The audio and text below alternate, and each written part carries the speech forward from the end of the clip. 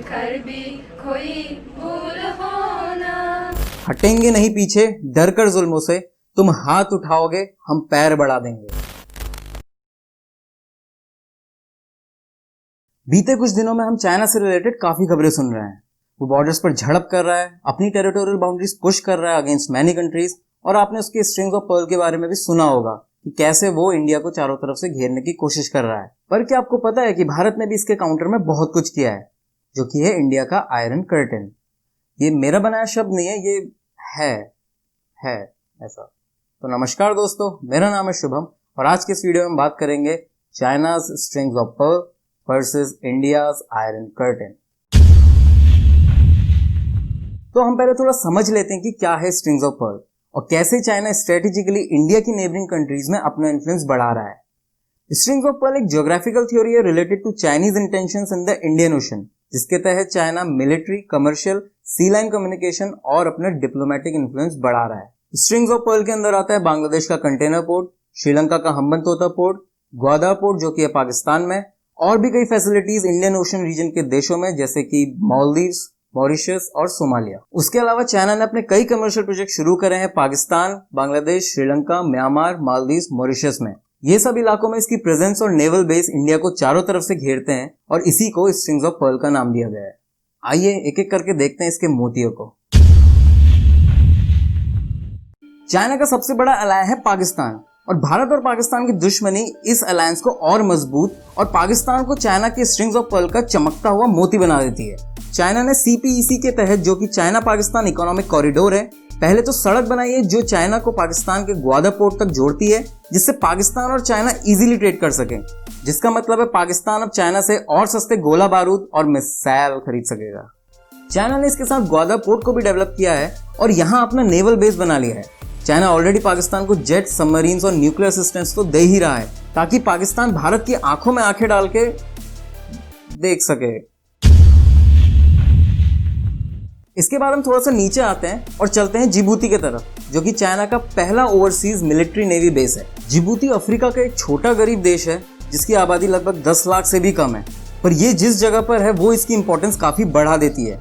इसका अंदाजा आप ऐसे लगा सकते हैं कि यहाँ चाइना समेत दुनिया के 5 बड़े देशों की मिलिट्री बेस है। ये दुनिया का बिजिएस्ट ट्रेड रूट है, मतलब दुनिया का आधे से ज्यादा व्यापार इसी रूट के थ्रू होता है। चाइना के यहाँ बेस का मतलब है चाइना अपने ट्रेड लिंक्स को सेफ रख सकता है और अपनी एक्टिविटीज इंडियन ओशन में बढ़ा सकता है, जिससे वो जरूरत पड़ने पर वेस्ट इंडियन ओशन साइड से भी इंडिया को घेर सके।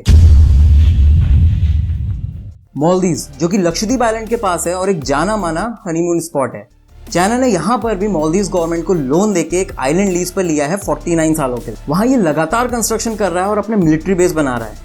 वहाँ इसने इतना कंस्ट्रक्शन कर दिया है कि जब ये आइलैंड उसने लिया था तब वो 38,000 स्क्वायर मीटर का था और आज वो 1 लाख स्क्वायर मीटर का बन चुका है। श्रीलंका में चाइना हम्बनटोटा पोर्ट तो पहले ही ले चुका है 99 सालों के लिए। इसके अलावा वो श्रीलंका को टेक्निकल और फाइनेंशियल हेल्प भी दे रहा है ताकि जरूरत के वक्त वो श्रीलंका की टेरिटरी यूज कर सके इंडिया के अगेंस्ट। जैसे कि शेख हसीना जी ने पहले ही परमिशन दे रखी है चाइना को अपने पोर्ट्स यूज करने के लिए, और चाइना ने भी काफी इन्वेस्टमेंट किया है चिटगांव के कंटेनर पोर्ट को डेवलप करने के लिए। और सबसे लेटेस्ट डेवलपमेंट में चाइना ने शेख हसीना जी के सामने एक प्रपोजल रखा है जिसमें कि वो उनकी 6 सिटीज में इन्वेस्ट करना चाह रहा है और बोल रहा है कि उन्हें चाइना की हाईटेक सिटीज जैसा बना देगा। इस प्रोजेक्ट को सिस्टर सिटीज प्रोजेक्ट का नाम दिया गया है और चांसेस है कि हसीना मान जाएगी। आपको ये भी बता दो कि पाकिस्तान के बाद बांग्लादेश चाइना से सबसे ज्यादा पैसा लेने वाला दूसरा देश है। म्यांमार का कोको आइलैंड, जो कि अंडमान और निकोबार के काफी पास में है, वहां चाइना का इंटेलिजेंस गैदरिंग स्टेशन है जो कि अंडमान निकोबार में इंडिया की मिलिट्री एक्टिविटीज पर नजर रखता है। और उड़ीसा के पास होने की वजह से ये इंडिया की मिसाइल टेस्टिंग पर भी नजर रख सकता है। इसके अलावा चाइना ने ऑयल और गैस पाइपलाइन बनाने के लिए म्यांमार को लोन देके रखा है, जो कि उसका एक और डेप्ट ट्रैप है और उसके तहत उसका कंट्रोल म्यांमार के क्याक्यू पोर्ट में भी है। तो ये तो था चाइना का स्ट्रिंग्स ऑफ पर्ल का जाल, जो कि इंडिया को पॉइंट ऑफ व्यू में रखते हुए बनाया गया है। इससे चाइना इन देशों में अपनी प्रेजेंस और पकड़ तो बना ही रहा है, साथ साथ इंडिया की प्रेजेंस कम भी कर रहा है। तो क्यों चाइना को जरूरत पड़ रही है अपने बेसिस दूसरी कंट्रीज में बनाने की और वहां इन्वेस्ट करके अपना इन्फ्लुएंस बढ़ाने की? इसका बड़ा रीजन है उसका इंडिया से डर। ये मैं ऐसे ही नहीं बोल रहा हूँ, इसका रीजन दूंगा कि मैं ऐसा क्यों बोल रहा हूँ और साथ साथ आपको बताऊंगा कि क्या है इंडिया का काउंटर प्लान चाइना के स्ट्रिंग्स ऑफ पर्ल के लिए। दुनिया भर में 60 से 70% ट्रेड इंडियन ओशन से होकर ही गुजरता है, जिसमें से मेन है मिडिल ईस्ट से एक्सपोर्ट होने वाला तेल। अब जो चाइना का 80% ऑयल इंपोर्ट है वो मलाक्का स्ट्रेट से होकर गुजरता है, जो कि इंडोनेशिया, मलेशिया और सिंगापुर के बीच में है, और ये जगह अंडमान निकोबार से बस 1000 किलोमीटर की दूरी पर है। इंडिया का शुरू से इस जगह पर स्ट्रॉन्ग स्ट्रेटेजिक होल्ड रहा है। ये एक चोक पॉइंट है जो कि संकरा होने के कारण आसानी से ब्लॉक किया जा सकता है। इसीलिए 1971 में चाइना के पाकिस्तान को मदद करने पर इंडिया ने स्ट्रेट ऑफ मलाक्का ब्लॉक करने की धमकी दे दी थी, जिस वजह से चाइना को पीछे हटना पड़ा। अभी भी ये मलाक्का स्ट्रेट चाइना के लिए सिरदर्द बना हुआ है, जिसे ये मलाक्का डिलेमा भी बोलता है। सो अगर चाइना में दम है तो इंडिया भी किसी से कम नहीं। तो आइए नजर डालते हैं इंडिया के काउंटर प्लान पर। शुरू करते हैं वेस्ट से, जहां से हमने स्ट्रिंग्स ऑफ पर्ल की शुरुआत करी थी। तो यहाँ पर चाइना को काउंटर करने के लिए सबसे पहले और सबसे बड़ी मदद आई है ईरान से। ईरान भारत का एक अच्छा दोस्त है। इसने भारत को अपना चाबहार पोर्ट डेवलप करने के लिए दिया है, जो कि पाकिस्तान में बन रहे चाइना के ग्वादर पोर्ट से बस 140 किलोमीटर की दूरी पर है, जो कि अभी बना भी नहीं है। तो भारत का इस पोर्ट से ईरान से होकर रशिया और यूरोप तक ट्रेड रूट तो बढ़ता ही है, साथ साथ इससे ग्वादर पोर्ट को भी काउंटर किया जा सकेगा। भारत का अफगानिस्तान के साथ भाईचारे वाला रिश्ता है, और बीते कुछ दिनों में अफगानिस्तान में जो कुछ भी हुआ है उससे अफगानिस्तान काफी पीछे चला गया है। तो भारत अफगानिस्तान की मदद कर रहा है वहाँ parliament house, railways, roads, universities और डैम बिल्ड करके, और इसके बदले अफगानिस्तान ने भी पूरा भाइयों वाला फर्ज निभाया है। उसने चाइना और पाकिस्तान के CPEC, China Pakistan economic corridor से जुड़ने से एकदम मना कर दिया है। भारत ने ओमान के साथ एक मिलिट्री कॉर्पोरेशन डील करी हुई है, जिसके तहत ओमान भारत को हर तरह का मिलिट्री सपोर्ट देता है, और इसके अलावा ओमान इंडियन नेवी को अपने पोर्ट में स्टे करने भी देता है। 2018 में मोदी जी के ओमान दौरे में एक पैक्ट साइन किया गया, जिसमें ओमान ने दक्कम पोर्ट को भारत को मिलिट्री यूज करने के लिए देने की बात कही है। इस पोर्ट के आसपास इंडिया तीनों फोर्सेज ऑपरेट करेगा, जो कि चाइना और पाकिस्तान के ग्वादर पोर्ट को अच्छे से घेर लेगा। जैसा कि आपको बताया कि चाइना का ऑलरेडी जिबूती में एक मिलिट्री बेस है, पर इंडिया को भी यहाँ बेस मिलने की संभावना है, और जिबूती सरकार से इस पर बात चल रही है। पर उससे पहले भी इंडिया को जापान और फ्रांस से मिलिट्री कॉर्पोरेशन मिल चुका है, जिसके ऑलरेडी जिबूती में बेस हैं। यहाँ पर ये दोनों कंट्रीज इंडिया के साथ मिलकर ट्रेड प्रोटेक्शन और पायरेसी कंट्रोल में इंडियन नेवी की मदद करते हैं। इसके अलावा छोटी कंट्रीज मॉरिशस और मदागास्कर में भी इंडिया का काफ़ी इन्फ्लुएंस है, और इंडिया का एक बेस मोजाम्बिक में भी है, जो कि मोजाम्बिक चैनल को देखता है और चाइना के जिबूती बेस को काउंटर कर सकता है। मालदीव्स का एक छोटा देश होने के बावजूद इसका इंडियन ओशन में सेंट्रल पर होने से इसकी इंपॉर्टेंस ज़्यादा हो जाती है।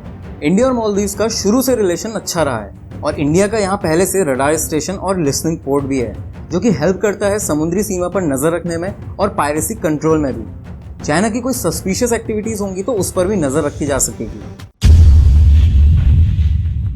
श्रीलंका के साथ इंडिया कल्चरल और रिलीजियस रिलेशनशिप शेयर करता है। इंडिया श्रीलंका के साथ मिलकर वहाँ एक एयरपोर्ट बना रहा है, जिसे इंडिया अपना बेस बना सकता है। ये हम्बनटोटा पोर्ट को काउंटर करने के लिए भारत का इफेक्टिव मेजर रहेगा। वैसे तो हसीना जी चाइना के लुभावने ऑफर्स को मना नहीं कर पा रही हैं, पर वो भारत की गुड बुक्स में भी रहना चाहती हैं। उन्होंने इंडियन नेवी को भी चिटगांग पोर्ट में डॉक करने की परमिशन दी हुई है। तो ऐसा लगता है बांग्लादेश के पास सबके लिए कुछ ना कुछ है।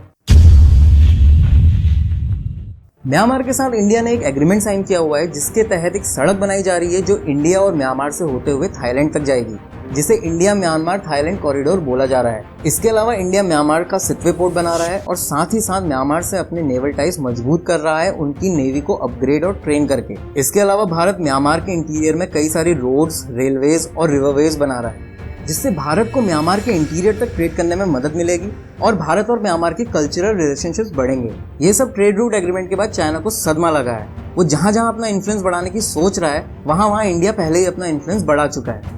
यही नहीं, और भी है। इंडिया ने जापान, ऑस्ट्रेलिया और USA के साथ मिलकर एक क्वाड्रिलेटरल सिक्योरिटी डायलॉग एस्टैब्लिश किया है, जिसका मेन मकसद है चाइना के इंडो पैसिफिक रीजन में बढ़ती एक्टिविटीज पर लगाम लगाना। और ये चारों कंट्रीज अपने नेवल एंड मिलिट्री कॉर्पोरेशन से चाइना को रोकने में समर्थ हैं। साथ ही साथ इंडिया ने US के साथ लिमोआ एग्रीमेंट भी साइन किया है। लिमोआ का मतलब है logistic exchange memorandum of agreement. इसके तहत इंडिया अपने शिप्स को रिपेयर, रिफ्यूल और रियार्म करने के लिए US के बेस को इस्तेमाल कर सकता है, और बदले में US इंडिया के बेसेस को यूज़ कर सकता है। और इसके अलावा US इंडियन ओशन में हो रही चाइना की एक्टिविटीज़ की सारी रिपोर्ट भी इंडिया के साथ शेयर करेगा। तो ये तो हो गई और देशों की बात। इसके अलावा इंडिया चाइनीज इन्फ्लुएंस को कंट्रोल करने के लिए अपने अंडमान एंड निकोबार आइलैंड को बहुत इंपॉर्टेंस देता है। अंडमान एंड निकोबार को इंडिया अपना ट्राई कमांड बना चुका है। इसका मतलब यहाँ से आर्मी, एयरफोर्स और नेवी तीनों ही ऑपरेट कर सकती है। ये मलाक्का स्ट्रेट के पास होने की वजह से चाइना के लिए सबसे बड़ा सरदर्द बना हुआ है, क्योंकि इंडिया का मलाक्का स्ट्रेट की लिटरल कंट्रीज से अच्छे टाइज हैं। इंडोनेशिया के सबांग पोर्ट में India naval base maintain and operate करता है और इन कंट्रीज के साथ वो coordinated patrols and regular military exercises भी करता है। तो ये सब तो था भारत का चाइना के स्ट्रिंग्स ऑफ पर्ल का काउंटर प्लान। इसके अलावा आपको ये बात जानकर भी हैरानी होगी कि भारत ना सिर्फ चाइना के प्लान्स को काउंटर कर रहा है, बल्कि अपनी स्ट्रेटेजिक नीतियों से उसको भी घेरने की कोशिश कर रहा है। भारत का पहले से नेपाल और भूटान में मिलिट्री बेस तो है ही। इसके अलावा वियतनाम ने भी भारत को कैमरन बे पोर्ट में एयर और नेवी बेस बनाने की परमिशन दी है। इसके अलावा इंडिया ने तुर्कमेनिस्तान, उज्बेकिस्तान, किर्गिस्तान, कजाकिस्तान में भी अपने इकोनॉमिक टाइज मजबूत किए हैं। कजाकिस्तान में इंडिया का पहला ओवरसीज मिलिट्री बेस भी एस्टैब्लिश्ड है। ये सारी चाइना की नेबरिंग कंट्रीज है सराउंडिंग चाइना। चाइना ने नेपाल में मैंड्रिन कंपलसरी करने पर वहाँ की टीचर्स की फीस देगा ऐसा बोला है, पर ये देख के शायद आपको कुछ अच्छा फील हो जाए। आदरणीय प्रधानमंत्री महोदय, आपको हमारे तुर्कमेनिस्तान की हिंदी छात्र छात्राओं की ओर से सादर नमस्ते। कब से सीख रही हैं? 2 साल से 3 साल से सीख रहे हैं। 3 साल से सीख। मैं 2 साल से अच्छा।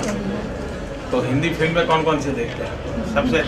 इतनी शक्ति हमें देना दाता, मन का विश्वास कमजोर होना, हम चले नेक रास्ते पे हमसे भूल कर भी कोई भूल होना। मेरा मुल्क मेरा देश मेरा ये वतन, शांति का उन्नति का प्यार का चमन, इसके वास्ते निसार है मेरा तन मेरा मन, हे वतन हे वतन हे वतन, जाने मन जाने मन जाने मन। अंत में चाइना से मैं बस इतना कहना चाहूँगा, हटेंगे नहीं पीछे डर कर जुल्मों से, हटेंगे नहीं पीछे डर कर जुल्मों से, तुम हाथ उठाओगे हम पैर बढ़ा देंगे।